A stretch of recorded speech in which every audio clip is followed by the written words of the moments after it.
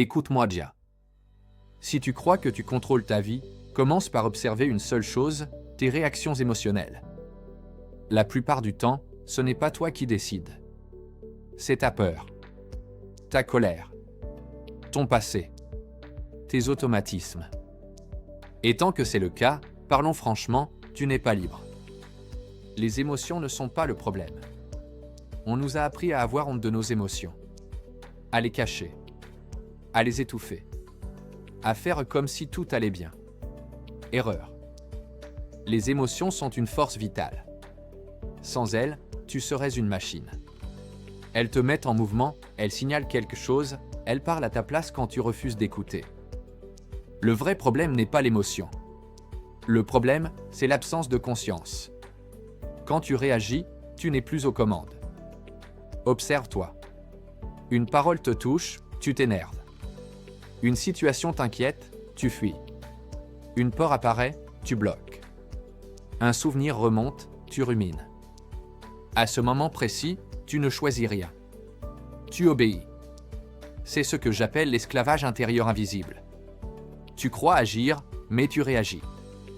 Derrière chaque émotion, il y a une histoire que tu te racontes. Aucune émotion n'apparaît par hasard. La peur dit il y a un danger. La colère dit quelque chose est injuste.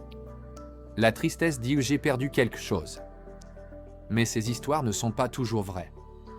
Elles sont parfois anciennes, parfois héritées, parfois liées à une blessure jamais digérée. Tu continues à vivre aujourd'hui avec des conclusions tirées hier. Pourquoi vouloir changer ne suffit pas? Tu sais déjà ce qui te fait du mal. Et pourtant, tu continues. Pourquoi?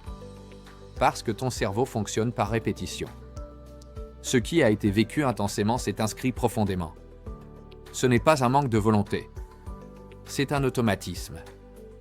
C'est pour cela que la compréhension seule ne suffit pas toujours. Parfois, il faut désapprendre, reprogrammer, réentraîner. La rumination, le piège le plus sournois. Il y a la douleur. Et il y a ce que tu ajoutes par ta tête. Revivre la scène. Imaginer mi-scénario. Lutter contre ce qui est déjà arrivé. Résultat, tu souffres 2 fois. Une fois à cause de l'événement, une fois à cause de ton refus intérieur. La sagesse commence ici, distinguer ce que tu peux changer de ce que tu dois cesser de combattre. La transformation est possible. 2 personnes vivent la même épreuve. L'une s'effondre. L'autre grandit. La différence? Pas l'intelligence. Pas la chance. Le rapport intérieur à l'épreuve. Certaines douleurs deviennent des prisons. D'autres deviennent des passages. On ne sort pas du négatif par la logique. Arrête d'essayer de raisonner une émotion. On ne quitte pas une dépendance, une habitude destructrice, une spirale émotionnelle par des arguments. On n'en sort quand quelque chose de plus vivant apparaît. Une passion, un lien, un sens, un projet, une émotion plus forte mais constructive.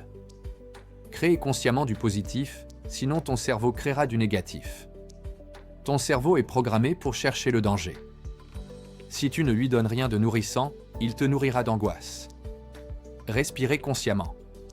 Savourez un moment simple. Réduire l'exposition aux informations toxiques. Créer des micro-instants de présence.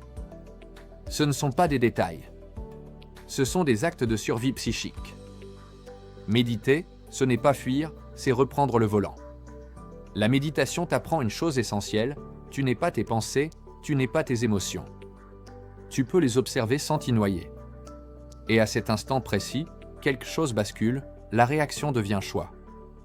Transformer l'émotion plutôt que la combattre. Ce que tu refuses te poursuit. Ce que tu accueilles peut se transformer.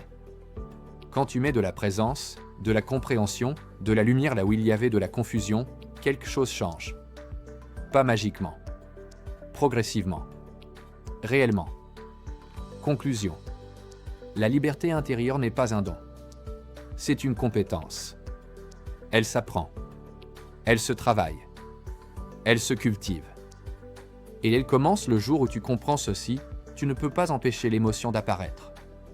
Mais tu peux apprendre à ne plus lui abandonner le pouvoir. À partir de là, ta vie cesse d'être une suite de réactions et devient une création consciente.